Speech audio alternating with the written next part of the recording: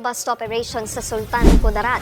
Ang kanilang mga nakaengkwentro, mga notorious na high-value drug suspect.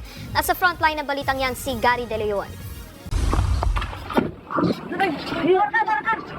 Nauwi sa engkwentro ang buy-bust operation ng mga pulis sa barangay Simuay sa Sultan Kudarat, Maguindanao del Norte. Nahuli ang dalawang drug suspect na sina alias Ting at alias Cassie. Nasabat din ang 1 kilo ng shabu na nagkakahalaga ng 6.8 million pesos. Sa kasamaang palad, napatay ang dalawang operatiba ng PNP Drug Enforcement Special Operations Unit 15. Kinilala silang sila Police Corporal Kirk Sipin at Patrolwoman Rosalyn Bulyas. Natamaan sila ng bala sa ulo. Sugatan din sa engkwentro ang dalawa pang pulis. Nagpapagaling pa sila sa ospital. Ayon sa PNP DEG, namaril ang mga suspect na makatunog ng mga pulis ang kanilang katransaksyon sa droga. Upon interaction dito sa mga suspect or target na individual natin, nagkaroon nga ng encounter, na-consume naman po natin yung ating pong target. Nahuli po itong ating mga suspect. Napag-alaman din na notorious sa bentahan ng droga ang dalawang nahuling drug suspect.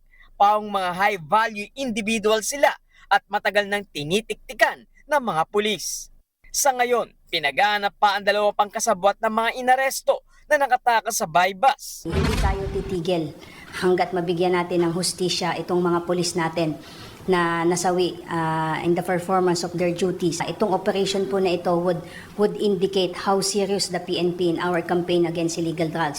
Nagbabalita mula sa frontline, Gary De Leon, News 5.